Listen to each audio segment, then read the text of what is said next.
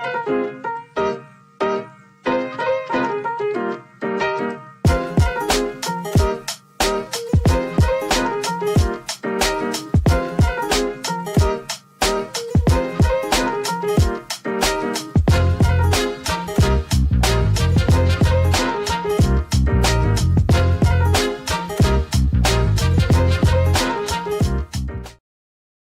good evening, everybody. Welcome to the best hour you're going to spend of your week.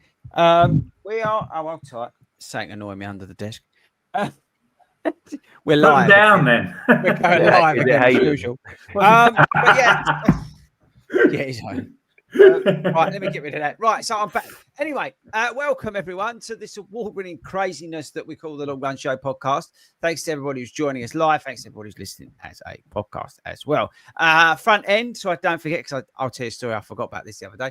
I've got to give a shout out to our sponsors, Skechers. Head over to skechers.co.uk. Check out the new Aero range. Anybody listening to the pod, you may have heard the new ad that they made for us special. Skechers made an advert for us special. How nice is that? So check that out. Hopefully I've done that right, and that's a bit else. I'm going to get shot. And no, what it was, right? Firstly, I've got Ben here who's on mute. I've got Wilco. I've got Marissa. We're all here tonight, and we're going to be talking about do runners really need 10 to 5 years to reach their marathon potential? We're also going to be talking about another subject about race shoes and things like that. So if you are joining us early, get in to the comment section.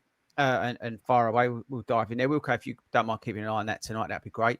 Pleasure. But yeah, we was recording a pre-record for Great North Run Weekend on for the Friday with with a nutritionist. It's a really good episode. She was talking about all this sort of stuff.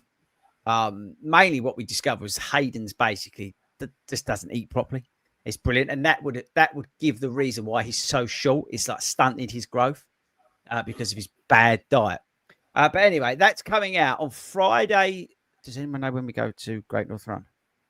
It'll be the 5th.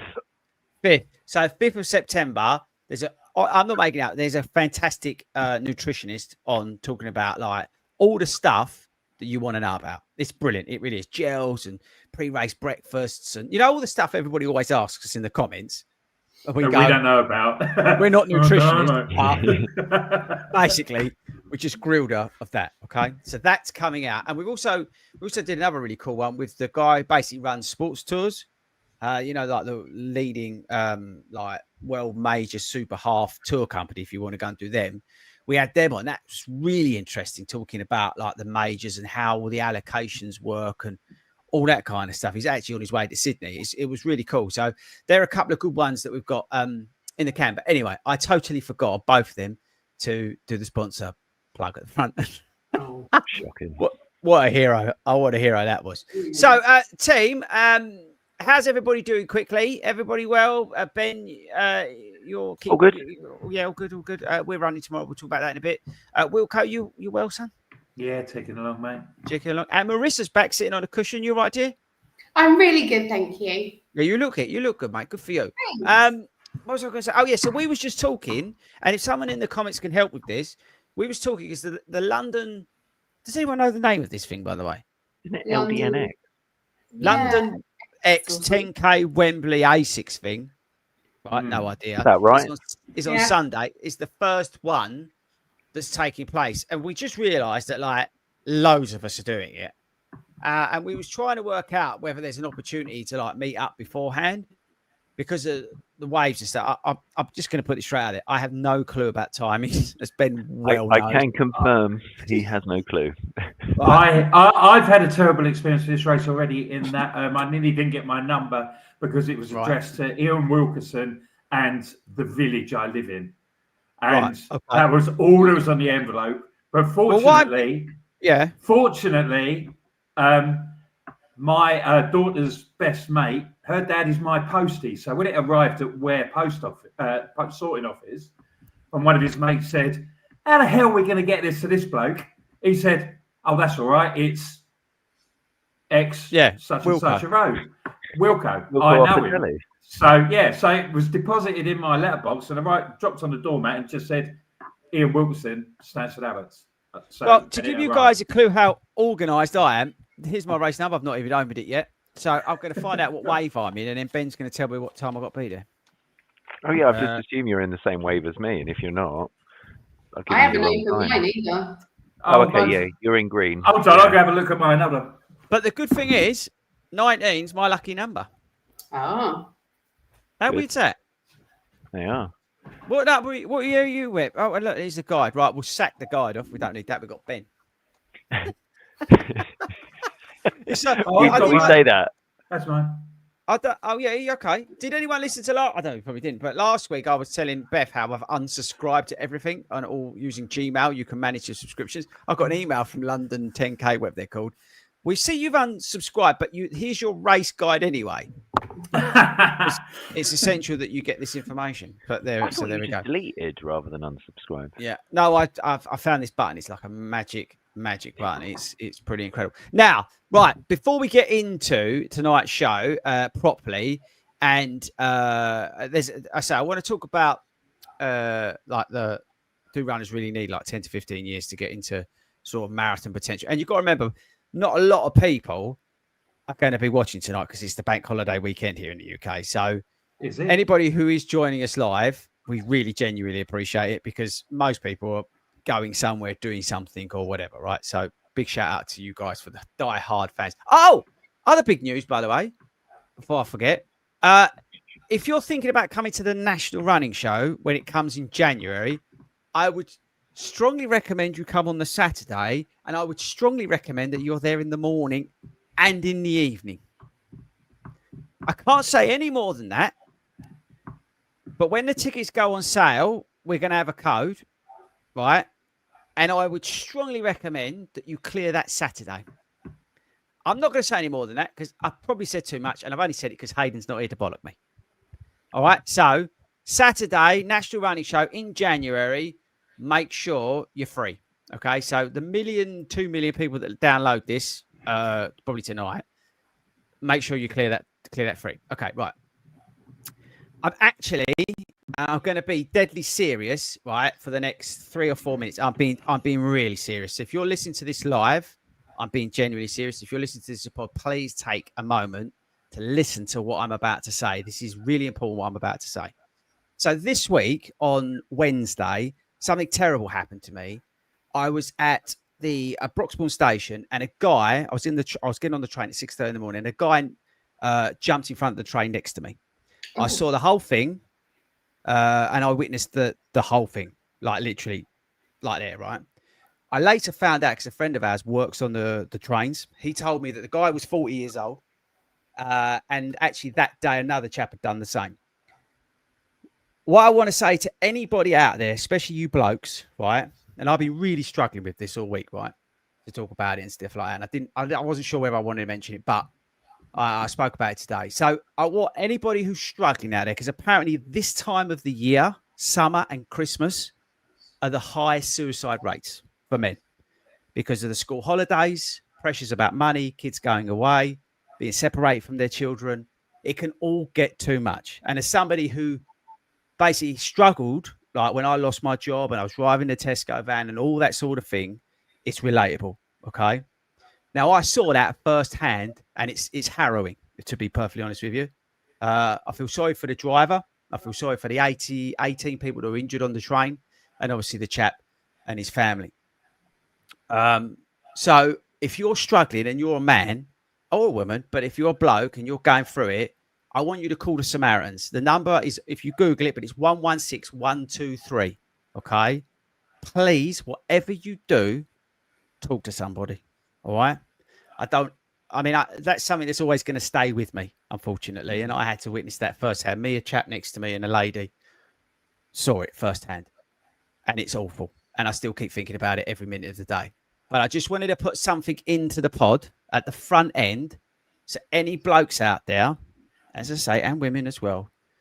But just because somebody looks okay, maybe smiling all right, and all that sort of stuff, doesn't necessarily tell the whole story. There's a lot of pressures out there. All right? A lot of things going on. Just take care of yourself. And for Christ's sake, talk to somebody. If you're feeling under pressure, talk to somebody. All right? It's not very nice. I've been dealing with it all week, but I wanted to share that with you. That's what I wanted to do today. All right. So I don't want to talk about it anymore because it's not very nice for me. I'm still trying to deal with that. But please call Samaritans again. The number 116123. All right. Okay. End of story. All right. So moving on. Ben, today, my gym session. I found today, Wilco, right? Now, apparently, and I didn't realize, I tried something new for the first time. Yeah. And there's a bar thing that I made the thing last week about the bar thing that I put on my shoulders. I remember you saying, yeah. Well, today I've got even braver. Now, what I've found, it really helps me in the gym, and I would strongly recommend this to anybody. And if you just email in hello@40rounds.com, I'll give you Ben's number. If you WhatsApp Ben and give him abuse while you're in the gym, it seems to make the time fly by. Oh, right. Yeah, it is true. So I had this thing and it was my key this week to try a new bit of equipment again, because I'm like now empowered and I'm taking so much protein, I don't know what to do with it. And it's the one where you lay down and you like do the lift bench press thing. Yeah, exactly what it's called, a bench press. How much that bloody pole weighs. Pole. Right? So I put these things on there, and it was only like 5 kilograms each one. And I put it down because I'd just done the bicep things, bicep curls, and I was using 10 kilograms. And I thought, I'll try 5 just to get started, like, straight on my chest. Yeah. So what's going on here anyway? I got through it and I was all right. And then I added a little bit of extra weight on. But I didn't realise, Ben told me that the bar weighs 20 kilograms. So I didn't know that. I thought it was like light as anything, like a bit of a stick, like a bit of wood. He he basically went, I only did 5 kilos each side. I went, you do know that's 30 in total, right? So blew his mind. So actually, he was giving you a boost by providing you with the information that you were pressing more than you thought you were. Yeah, so he was doing you a favour. It's a key Motivation. factor. Firstly, don't be put off by stuff. Try it. Yeah. And thirdly, message Ben and absolutely hammer him and abuse him while you're in there, because it's his fault that you're in there. Every third message was an insult, I have to say. It's sort of like, so it gives you that sort of Rocky Eye of the Tiger thing, does it? That you're giving him a bit of... You're doing that thing and you literally can't push anymore. It's pulling you back to the rack like that. I'm then going to message. You can message Ben and call him anything. But yeah, so it's or the same word repeatedly. It was the same word repeatedly. It was only and I think you'd actually need to go and video it. Yeah, honestly, it's like, and then you start going. Oh, fair play to you, mate. Get out there and doing it. No, we're getting there. We're getting. As I said, I'm trying to, and I seriously to recommend to anybody. I appreciate how hard like going to the gym and stuff like that, and things like that, right? And seriously, go and try bits. Again, this is to me who's really struggling in that sort of environment. But get the confidence to try. I was looking at another bit of equipment today, but I didn't know how it worked, so I'm going to figure it out by that. What I do is. Yeah, I watch other people do it, and then I do that. Yeah, and then I guess. I do that in the gym. I think I normally do that. I'll wait till that bloke does it. Yeah, that's it. And but it's like, you just watch. Now, Ben, I'm not watching what you're watching. I'm watching them do the machines. Right? Oh, okay. Oh, yes. Yeah, watching. But I have to say, I do agree with you. So, everyone. I always go to the gym, see my PT, and he's out injured at the minute. And so I'm going to the gym by myself, and I messaged you, I think, and the first time I was like, I'm at the gym by myself, and completely changed. Like I was so uncomfortable going to the gym by myself because I'm just used to that kind of almost that comfort blanket. So like you, I think it's good. Go out and try something. Get comfortable. Sounds cliche. Get comfortable being uncomfortable. And at the end of the day, what you got to lose by trying this stuff? If you do it once, you feel a bit of an idiot. Then you just do it. Just don't do it. I was lifting it, Wilco, but I was in the wrong position because I don't know if anyone's done it, but you've got like these handlebar things that it clips back onto. Yeah. But as I was lifting, I kept knocking it into it. That's just how I was making the right cock up. And then I was so wonky, the thing nearly slid off. I was making and so then I got the. Did you not put the clips on the end? Yeah. It was only 5 kg the first time I did it, so I thought, I'll be all right with that. I didn't realise how much the blood. Stop him falling off. I didn't realise how much the bar would weigh. So I was like, shit, here we go. And then I started hitting the thing. I thought, I've got to get on top of this. So I came off, I did the things, and then I got used to it. And then I put an extra weight on. But Jesus Christ, that was heavy. Anyway, so lesson learned, people. Just what's this? Oh, anyway, just put yourself out of your comfort zone, and it will help. Right, last thing, because I have got a question for you all. But the question I've got: how was? Did anyone go to the Extreme Park Run? Yes. Now we spoke about that last week, so just in 3 seconds, how was it? Knackering. Hilly. Very hilly. Yeah. It was a great, brilliant day, but you know they are extremely long days. They live up to their name of being extreme. It was, I think, was it the hilliest park run in the country, Ben? I think it is the hilliest. Yeah, third hardest park run in the country. The hilliest park run. It's honestly, you do these hills like you do them twice, and the last hill that you do twice, and I have to say, I was kind of getting up. I was making ground on Carl, and he turned and saw me and just put in an extra shift to get up before me, and I had nothing left. You're basically horizontal going up that hill, aren't you? And Ben was in the dinosaur suit as well. Did you hear about this? No, I saw the picture. So I'm just because it was all over the place this week. Because it was the Jurassic Coast down in Dorset. Mark Sloan came up with the idea, and 5 or 6 people were chasing us in the inflatable dinosaur suits, which I'm sure people are familiar with. You see out and about and doing stuff, and particularly sort of like half marathons and marathons and things. And it was just a good bit of fun, wasn't it? And I mean, kudos to people who actually run like any distance in those things. Wow, it's hot. Wow, sweatbox. Yeah, they didn't have a double XL, so I didn't do it. I could have just gone on my own. I'll tell you what I noticed this week was I was back in t-shirts.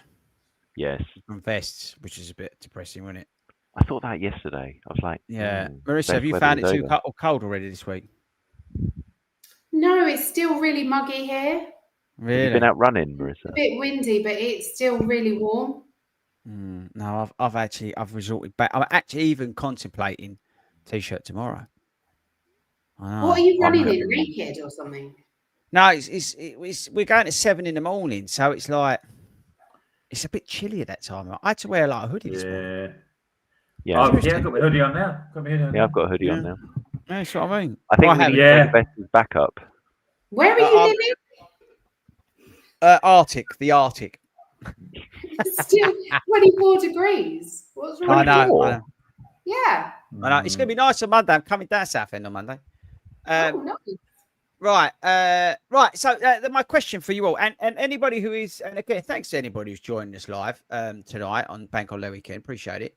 Question for you all as well. And this is for you, Free. Do you need a new race day shoe for race day? All right. Just think about this. So you've done all your mileage, in a pair of shoes. Do you then go and get, and this is, and the reason I mention this is because I want to discuss it because it keeps coming up with clients of mine and things like that on the coaching side of things about race day shoes, whether they need to go out and get a new pair of race day shoes and all this sort of stuff. So my question to you, again, play along, whether you're listening to this on the pod, have a think about it, or you're watching live. Would you go out and get a new race day shoe? So you've trained, I don't know, catch the 5K, and you're going to go and do your first park run or 10K vitality, whatever. I don't know, right? Whatever it is. Would you go out and specifically buy, or do you just carry on wearing what you've worn? So I'll start with you, Wilco. Do you specifically go out and buy a new race day shoe for when you've got a race, or do you just rock out? I have done before. I think I've sort of like gone the graph like this. So I've started off and sort of like just running the race, just out owning one pair of trainers and going out and running all my stuff in them. And then when I started to do the marathons, I thought, right, okay, well, I'll try the race shoe. And now I've got a race shoe. I've got a pair of Endorphin Pro 3 Sauconys that I've worn in 2 or 3 marathons and just sort of like wear them for races.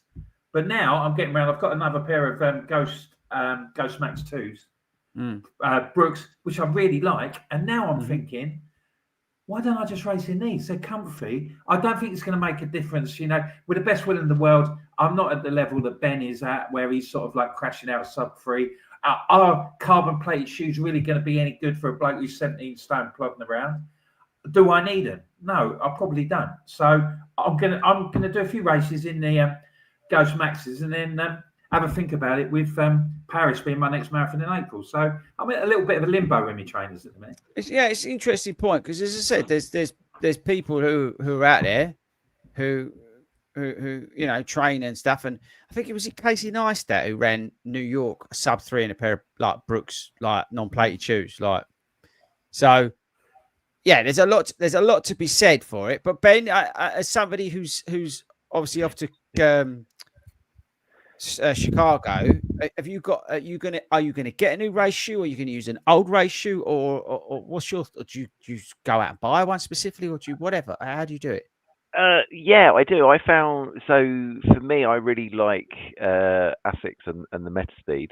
So that tends to be when the new one comes out. So last year with the Paris, and then obviously this year with the Tokyo, I have got those and used those I used them for my autumn marathon, and then took them through to spring as well. So I've got the Tokyo. They're currently not seen my feet yet. They're under my bed.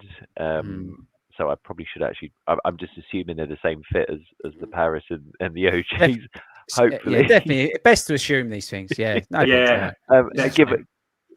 Given their debut at GNR. Yeah, brilliant idea that is. Why not, right? Why don't you rock them at hang on? Why don't you rock them at? I might wear them on Sunday. Yeah, no, I was going to say wear them on that. Wear them Sunday definitely. Yeah. But why don't you wear them on that? Ben and I are doing a gold pace run next week. Oh yeah, that's a good shout actually. Yeah, maybe worth. But I'll definitely wear them on the 10K this weekend. Break them in, and then wear them in. About you, Marissa?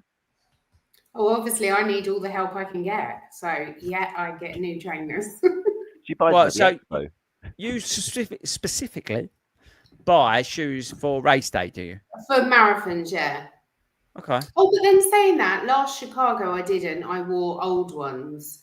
Didn't you buy them at the expo? Yeah.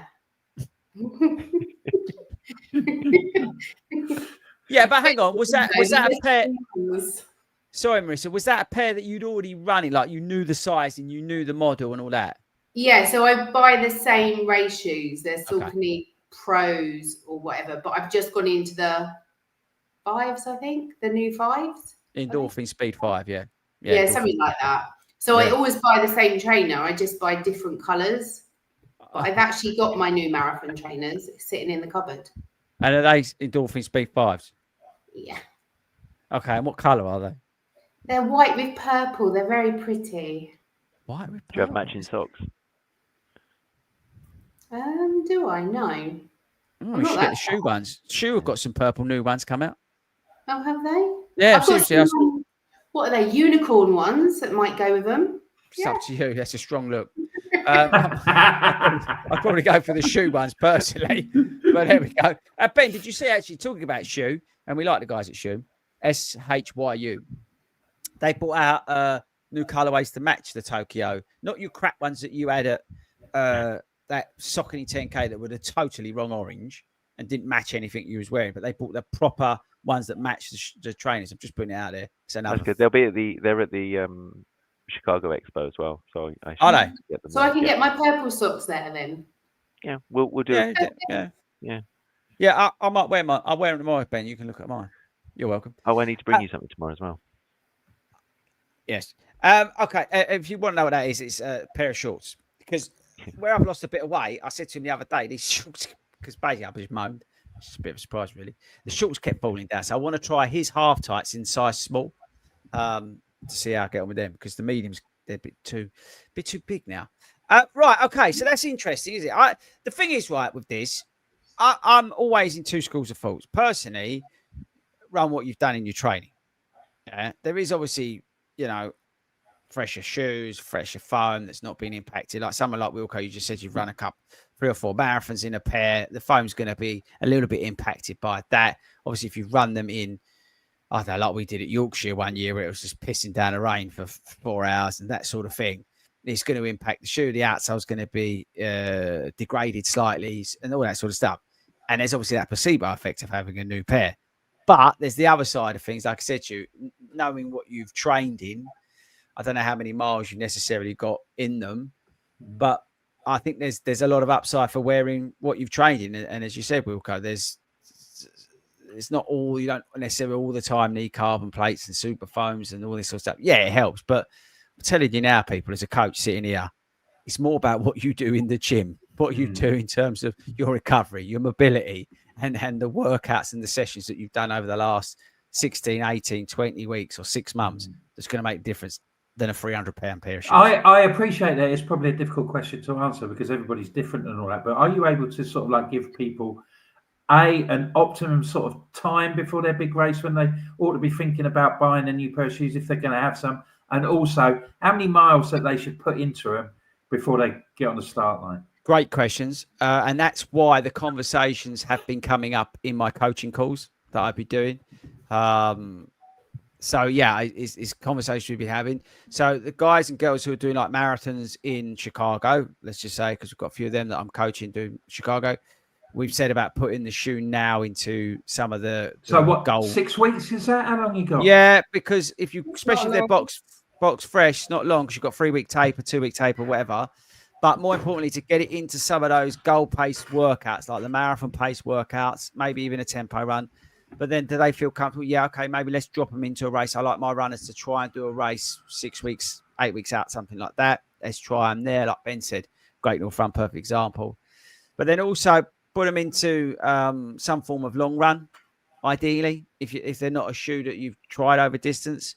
That's why, again, I'm going to, on a personal experience, I'm going to run the Metaspeed Edge next week over 16. If they don't work for me, I'll go back. I'll resort to another shoe on another long run because it's that sort of making sure. So in terms of distance, me personally, I try and get at least 20 miles into a race shoe. But like no more than maybe 50. But I like to keep them nice and new feeling, kind of. But at the same time, I want to put them through a bit of effort, put them under anger, especially different conditions, hot conditions, wet conditions, that kind of thing. Because you don't know what's going to happen. You want to iron out any potential issues, don't you? Yeah. So you've got to also give yourself enough time for that. Also socks, you know. I've worn shoe socks, SHYU, that have given me blisters because they've not tied them up correctly with the shoes, you know, in terms of the lockdown.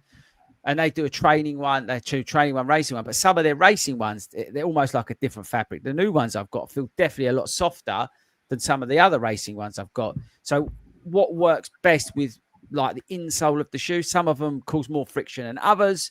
Sometimes you have to lace them up a little bit differently. All that sort of trial and error. So at the moment, I make you laugh, I am trialing socks. I'm trying to find my race day sock. I'm using them on all my long. Like we did 21 miles last week. I was wearing one sock. I've got the 15 miles tomorrow before my race on Sunday. So tomorrow I'll wear one sock. On Sunday I'll wear a different sock. So it's like trying to get. They're all shoe socks, but I'm trying to find out which. I'm not bothered about the colorway because I don't need to match because Ben never does. So I'm just trying. I'm trying to get the one that works well for the shoe. The shoes I'm running in tomorrow are Asics. The ones I'm running in on Sunday are Asics. So, but you've got to try all these things now. It's like it's got nothing to do with this, but I've been trying, and Ben's doing the same. Our outfits, but the shorts. So I've been wearing my race day shorts. I've worn them on a long run. I will wear probably my race vest on that 16 miler that we do, and that sort of thing. Yeah, even like down to my boxes that I'll put under, because I like to wear boxes underneath my half. Some people don't. I'll make sure that if I find a pair, I'll get obviously them cleaned. Maybe not, but I'll get them cleaned. And because we're only 6 weeks out, I'll actually put them to one side, and I'll go right. Tick the box. I know they're okay. I now won't wear my half tights that I'm going to wear on race day unless Ben's ones. But then that's part of the experimental process, isn't it? That's what it's all about. Even I make you laugh, even to the point of sunglasses.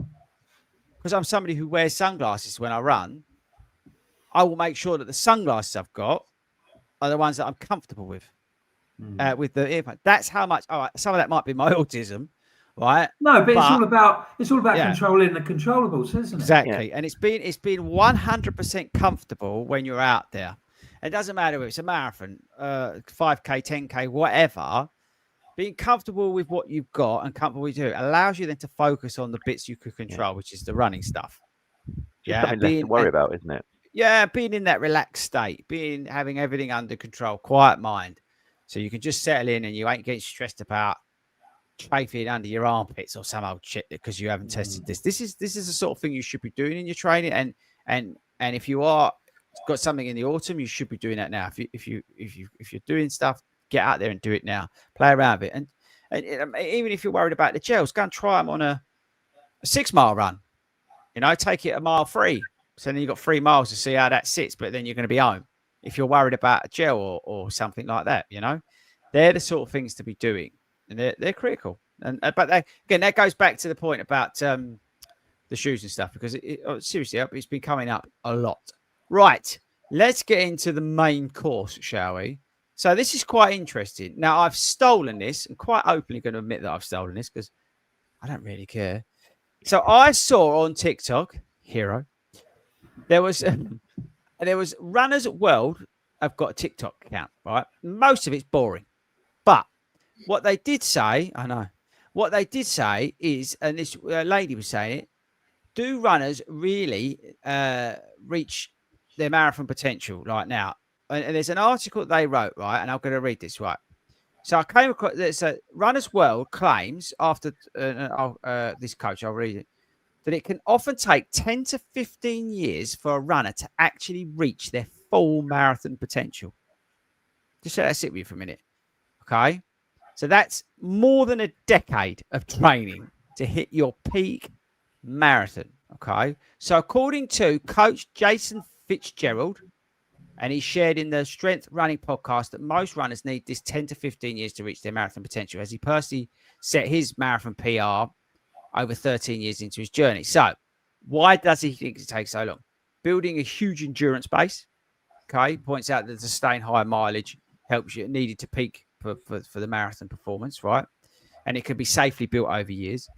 The mental toughness and racing experience. Paige, if you're listening to this, we discussed this today. So again, some mental coach notes that developing the mental resilience to push through the marathon discomfort and improving race strategy takes time. Okay, we'll come back to these points. And accumulation of running specific skills. So this guy emphasized that marathon performance relies gradually developed aerobic fitness, strength, pacing, body awareness, and a strategy, all built through long-term consistency. So here's the thing, right? Now, do we firstly agree with any of that? And secondly, actually, then we'll dive into those 3 points. So firstly, when I said that, Wilco, what did you immediately think? I immediately thought that I've done 7 marathons and never really got the hang of it.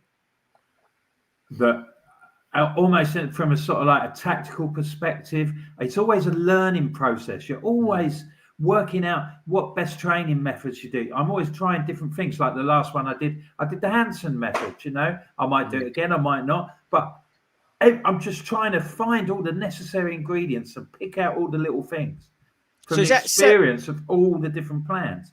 And that takes time. And consequently, whether I will have the time to, when did I do my first marathon? No, about 4 years ago. So I'm nearly halfway. I'm nearly sort of like halfway through then, so, and I'm sort of like thinking, well, am I still going to be running marathons when I'm 50? It's the other thing, isn't it? It's the other thing. 58, which I will be, because I did my first one when I was 40. So I can see that, you do reach your potential in that respect, because it's going to take a long time to iron everything out. And through my own experience, having, still having feeling that I've got so much to learn when I reach the finish line of a marathon, even though I've done 7. You have to be, it's a patient process, and you don't, which is why I think you don't want to just do one. You want to try and build on and not necessarily improve just for your time, but you make it a more pleasurable experience, whether it's the hours that you're actually out on the run, or it's all those early mornings or evenings or whatever, or you're in the gym, the experience of the training block beforehand. There's so much to take in and so much to learn. What about you, Marissa? What was your instant thought on this sort of thing? Have I got 10 to 15 years? I don't know. Well, when did you start on your marathon journey? 2019 was my first one. So I think every time I do one, I always say, I'm going to do something different. And then I just fall back into what I normally do. I've probably done one really good training block, and that was for Chicago last year. And yeah, I'm just constantly learning and realizing that life gets in the way sometimes. It does, mate. It does. So hang on, 2000, and when did you say 2019? Okay. So again, you've still got a couple of years yet to sort of perfect it. I've done 20 marathons, I think. I know, it's mad though, isn't it? It's not the quantity he's saying. It's not. No, he's saying the time frame. Yeah. You know, if you do one a year, that's 10, isn't it? That's quite a lot. I know you've done a lot anyway. About you, Ben, what did you initially think? Kind of too, but I agree with the guys. I think every marathon you do and every marathon block you go through, you learn something new, and you're kind of learning about that. I get my initial thought from his perspective was, how old was he? Because from that perspective, I could read the article, but you've got to pay for it, and I've refused to. And that's the thing, because I did my first marathon. I was when did I do it? 23. So I was 39. So are we kind of saying in 10 years' time, when I'm almost 50, I'm going to be going quicker than I was at, So I think there's difference on that potential, right? It's what you determine as your marathon potential. He's used time, right? Also, without treading on your toes, you had such a meteoric rise in your marathons. So, what was it? 3:45 you did? He's got a very good coach. Yeah, very good coach. Yeah, we'll chat to him one day. I've not mentioned it before. But what was it? 3:40, and but then it just you've crammed so much in, and you've made so much progress in 2.5 years. In a short, and I guess I think, and that's the thing, but likewise, there's other people that have done that. I think it's that kind of thing of, can you go quick? Depending on the age, kind of that age you are, can you still go? Yeah, you probably can if you're keeping up all the habits. So actually, maybe the age is irrelevant, and it is at that case of that. Okay, so what do you need to do over a 10-year period, almost, to kind of keep making those incremental gains? Because actually, his quickest one, like you said, Wilco, right? In 10 years' time, or 8 years' time, as it might be, I might knock 10 seconds off my PB from what it is now, and actually, is that the potential of I kind of almost, you've said it, and I'm joking when I say this, but have I kind of almost peaked, and it's just about maintaining? Yeah, and it's just only incremental gains, and that's the potential. But we don't know, do we? And that's half the fun. Exactly. It's half the fun, not knowing if you peaked. Yeah, giving it a go. It's interesting. It's commitment though as well. Commitment to the training, commitment to your weights, your gym, your everything, your diet. Yeah. If you don't do it, then commitment and consistency, right? Yeah, commitment, consistency. Nutrition is important. I think it's obviously, if we get older, it's again interesting on talking to the nutritionist on the pre-record we done. She's talking about as you get older, and it's again, it's a really good reason to listen to her. She was talking about the sort of things you need to look at as you get older in terms of keeping healthy as an athlete, because believe it or not, you're all athletes. But yeah, so the nutrition side is definitely key to looking after yourself. There's two things that came to mind when I thought about it. Firstly, I'm going to peak when I'm 50, so that means I'm in a new age category. Hero move. And secondly, Hayden's going to be 87. What, when he peaks? When he peaks, he's buggered. He's going to be 87 in 10 years' time. He's going to be 87. So what's he going to do? So he's screwed, basically. So they're the two things that came to mind. So the sort of next thing I thought about was, if you're a new runner and you read that, would you not just give up at the start? I don't know. I'm reading that and I'm going, hang on a minute. I think you're saying what? I've got 10 years to wait. I've got to do 10 years of this. I've got 10 years. I've got to pay you 10 years of coaching to get to yeah. That's if you're lucky. How many has he done in that time, though? How many marathons has he done? I know you haven't paid for it, but that would be another interesting aspect of how many marathons has he done? Is it one a year, like we always kind of say, that kind of thing? Or is it like, Marissa's been doing them, knocking out 3-4 a year for the last 6 years kind of thing? Like, No, I think look, it's like anything, isn't it? It's firstly go and read the article. So big in fairness to him, and I'll give him a bit of hard time, but just go and read the article. This is really interesting. But yeah, I think there's definitely, as with all of these things, isn't it? It's a little bit of you take, I think, a little bit with a pinch of salt, but and everybody's view is different. I think those three things are quite interesting for me. So building that huge endurance base, yeah, as I've always said, you're sort of putting block on top of block, yeah, and that's what gives you the strong foundation. So I kind of understand what he's saying. With my coach's hat on, in fact, I totally agree. By putting that block on block on block on and making it really solid, you know, if you think about it, at the bottom of a house, yeah, the wider, the stronger, the deeper the foundations, yeah, that you continue to build on, the stronger that building will be. So I get that, you know, and don't forget, not every marathon do you have to go for it. It can be something that you're training for another reason. You could be using the endurance elements of it. You might not even, you know, whatever you're doing, but building that endurance base will give you the platform in which you can then see the gains. Okay, so I get, actually, to be fair, I totally agree with that. Also, the point about the mental toughness and the racing experience, and I think that's relevant actually for any distance. Like we're all doing a 10K at the weekend. You know, the more you subject yourselves to these things, the more you put yourself through them. Again, you don't have to be going full at it, but you're going to learn something from every single training run and race experience. Yeah, playing with strategies, playing with fueling, playing with, you know, like what time to get there works best for you. Do you take a bag? No, because it's too much stress going into the thing. All these sorts of things. But more importantly, when you're that mental toughness, when you're out in the race and you're digging deep because you're in massive discomfort because you wore the wrong socks to match your purple shoes.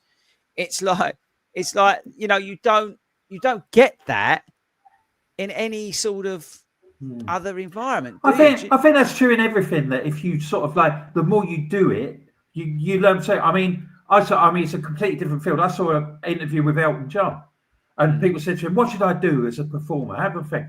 And he said, "Play.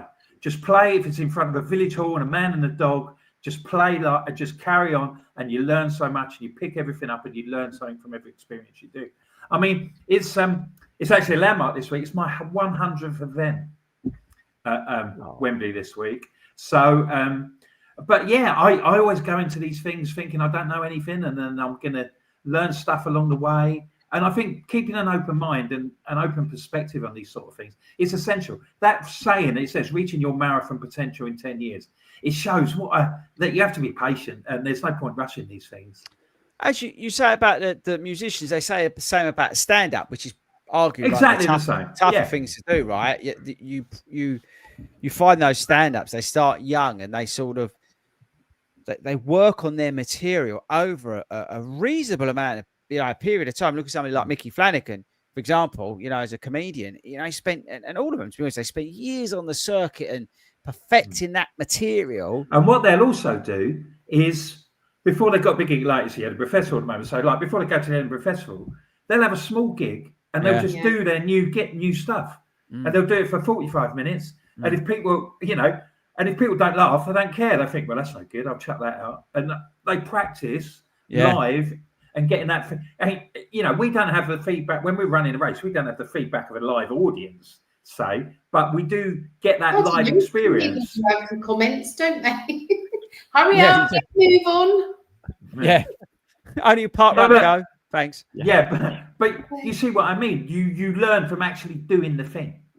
So I don't want to get out there and just do it. Yeah, I think it's something to prick my attention in the respect of, okay, 10 to 15 years. But when you dive into the article to skim like I did, there's probably a lot more in there, right? And maybe I'm selling the geezer short. I don't know. It's not my aim here. But the last thing I would say is on it, because I want to move on to another topic that's going to drive people nuts. But it's to love the process, which is where I've got to in terms of, and I know what people say. They do one, they do two, and they hate it because it's the commitment, it's the long runs, it's the total taking over of your whole life, right?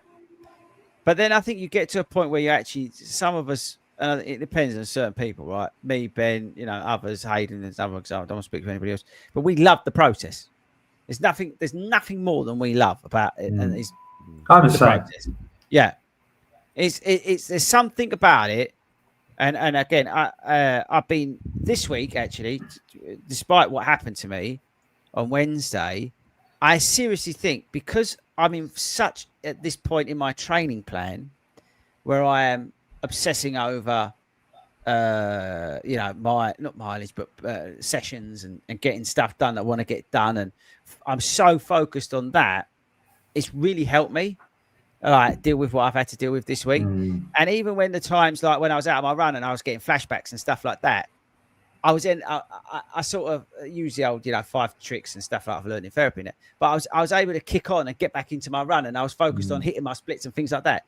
And then that side of things, because you could have been just sat at home watching the telly thinking about it all the time. It's not. I don't know to hark on it, but my point is that I love the process so much that actually it really helped me this week being in love with the process. I think what you also find as well when you see people doing their first marathon, and we see this in the group in the community all the time, and like you say to them, "How's it going?" All right, oh yeah, but this is my first one. But like you say, and you're like, "No, it's not. It's not going to be your only one because the way that you are investing in the process." You can see people who go there and think, "Oh God, this is the only one I'm going to do," and they blag it. But the people who are knuckling down and they're going to the gym and like you're enjoying it, I can see it in your face that you're enjoying it. It's a big thing, but this ain't going to be the last one you do. You're fearful, obviously there's an apprehension because you're going to run 26.2 miles. But I bet you're going to do it again because you're enjoying the whole process. Yeah, and you're probably just as fearful when you've done your first 10K. It's the same thing. It's the same thing. But then you smashed out 100 of those. So, right, I've got one thing to finish on that I wanted to bring up, and I've been interested to see your people's views on this. So this week, because one of my clients did it, she took part in a women's only race series, which I never knew existed. So I don't know what it's called, but give that a shout out. Took place in London. It was a women only field. And Marissa, how do you feel about those sort of races? Do you know what? Fine. If there's a market for it, which there is a market for it, definitely. But why? Because some women just feel safer in women's company, and I'm not saying scared. I'm saying they don't feel the competition that they feel when they're running with men. So a lot of women feel that men, they're better, they're faster, they're stronger, they're tougher, and they're intimidated by that.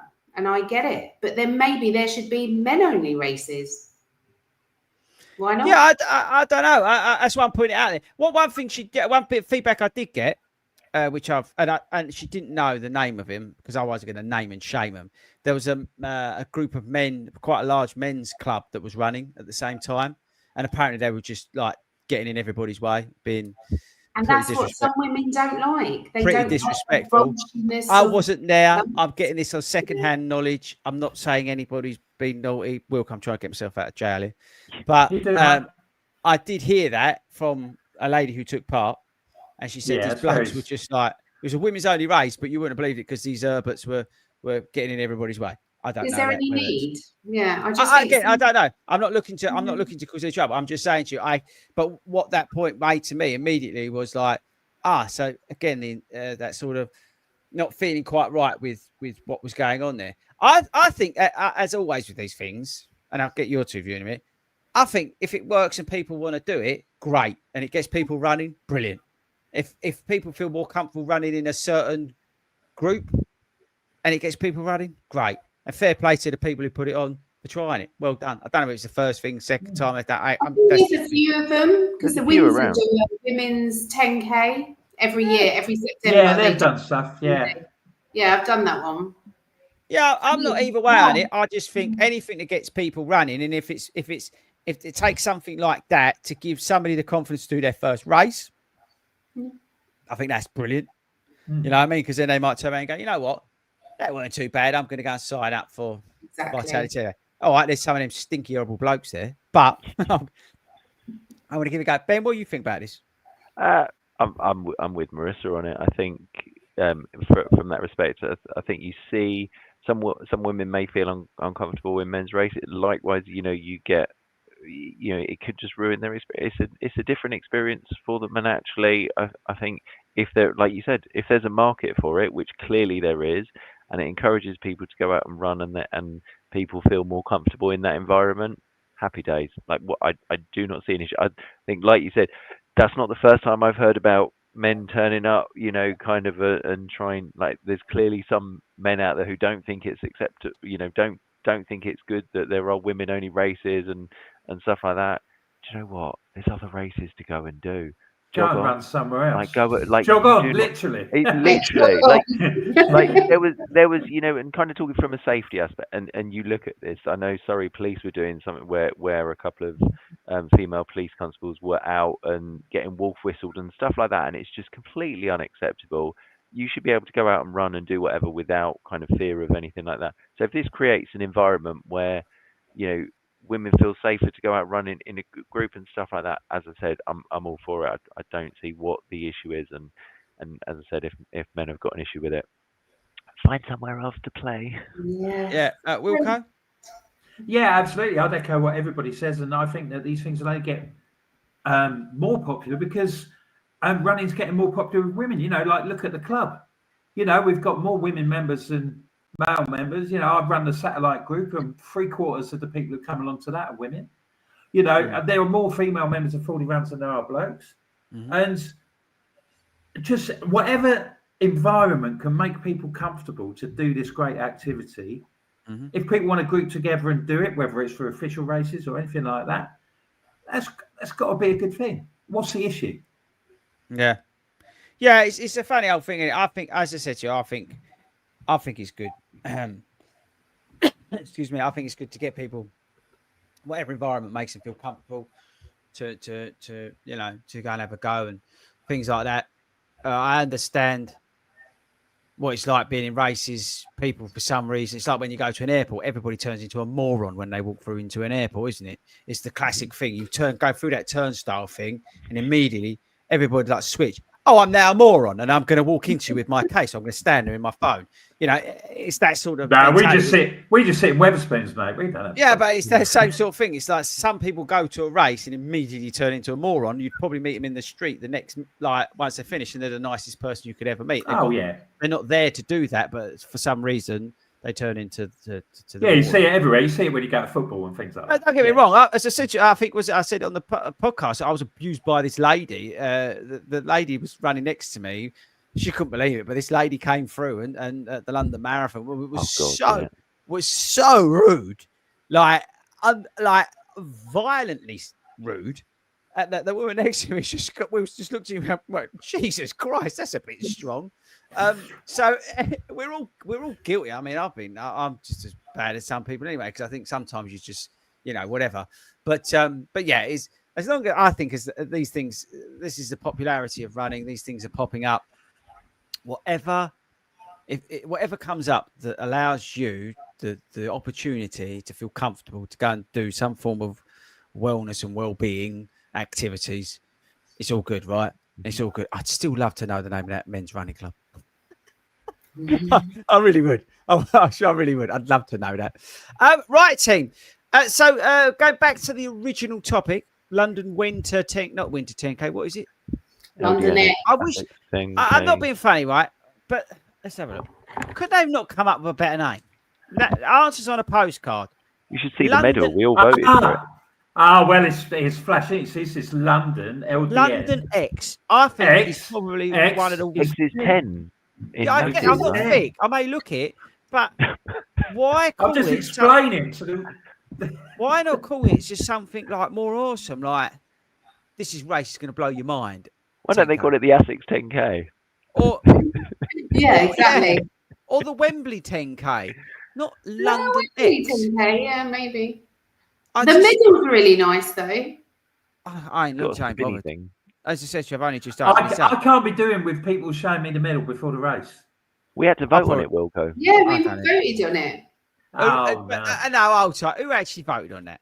Well, no, I didn't. But... I voted. Honestly, One by two. I mean, I was taking a break between getting abusive messages from someone at the gym, so I decided to vote. Okay. London X, I just think personally, it's probably the worst race. Is there a worse race name than London X? Oh, there's a challenge. Oh, that's a challenge, isn't it? Is there? Bad. Right. Okay. You don't mind it, Wilco? Are you on the fence? I'm ambivalent, mate. I don't care. I'll just rock It's up, the see fact- me the fact they mates, called and it go for a run round. It's the fact they called it LDN. LDN. That's what I'd take offence to. It's London. Don't take Just offence. Just call it. I suppose they can't call it London 10K because I bet somebody's trademarked that. Well, I bet that's probably. they used to sponsor. Yeah. No, that's now the Saucony. Is it the Saucony London 10K? Yeah, it's the Saucony. Again, all these stupid names. They just need to call it something like Wembley. awesome. Yeah, so Wembley. I'm going to rename it. We've officially renamed it the Wembley 10K. Yeah. Yeah. Yeah, let's do that. And this is a warning to anybody who's travelling there. Don't try and park there. I was there the other weekend, as I said last week, to go and see Starlight Express, and they had all these big warning signs. But I don't actually think we run into the stadium or anything. I think we just run around it. Run around it, yeah. And it's all in industrial places and stuff. It's going to be crap. We're starting a car park. Yeah. But the after party's good. What after party? In Box Park. What's that? Oh. It's the big thing where they all go watch the football and throw beer at each other when they score a goal. I mean, that's going to be like 11 o'clock on a Sunday morning. Why do Never tell you, mate. It's fine. I've got somewhere. Why do I want to go Box Park? See, look at what you've now done. But, is it BOX Park?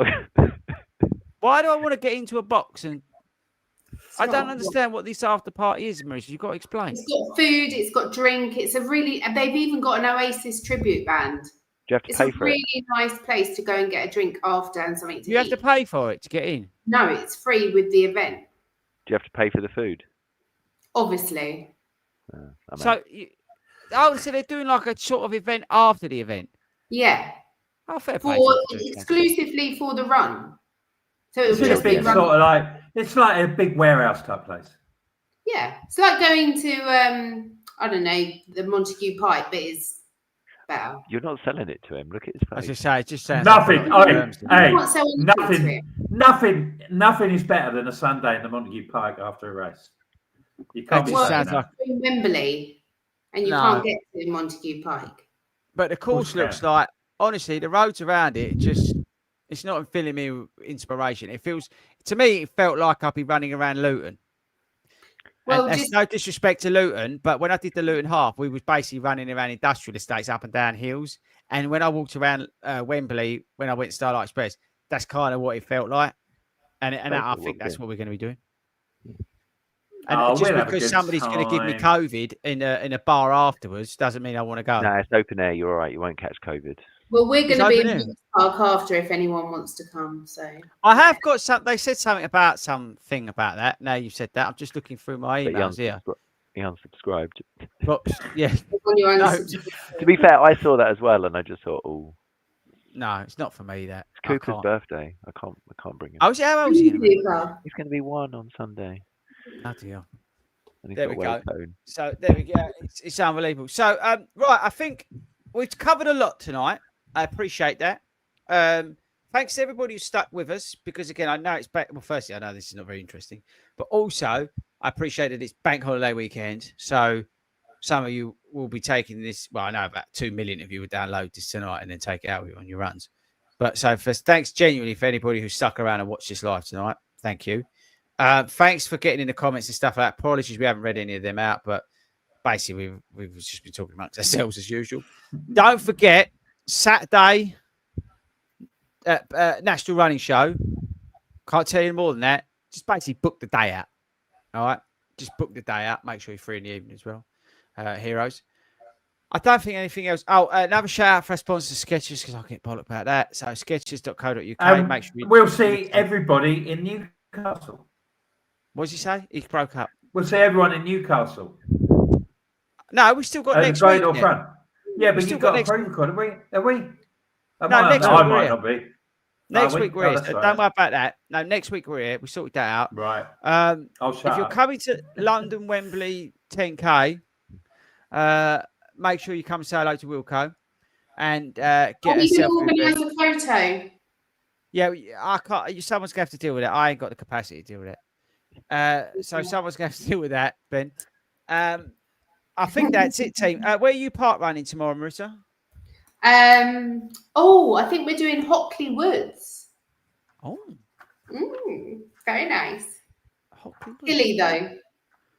Yeah, okay, that's interesting. Yeah, I'm being dragged up the hills, I hope. Yeah, I didn't even know Hockley Woods had one. I used to go Hockley Woods. So, okay. Wilco, where are you park running tomorrow? I'm not sure, mate. Got a busy day at work. Oh, have you? Hopefully. Any tips you want to share? No, mate. No. We've got a terrible day tomorrow. I'm in charge. So just hopefully the paper will get out on Sunday. It won't help me. And Ben, you and I are running in the morning at 7 o'clock, as I told you. As we've confirmed 4 times. Every time. I keep messaging. He's literally just like 7 o'clock. Yes, still 7 o'clock. Tells you where I'm at. About an hour. 7 o'clock. Anyway, so take your alarm. Oh yeah, 10 minutes late. So that's what we're doing. Have a great weekend. Hopefully, I get to see some of you on Sunday. I'm not going to that box thing because you are going to the box park. I'm telling you now, I ain't. So thanks everybody for joining us tonight. Thanks everybody for listening.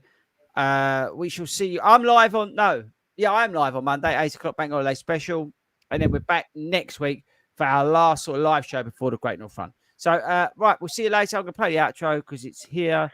Say bye, everyone. Bye, everyone. Bye, boys.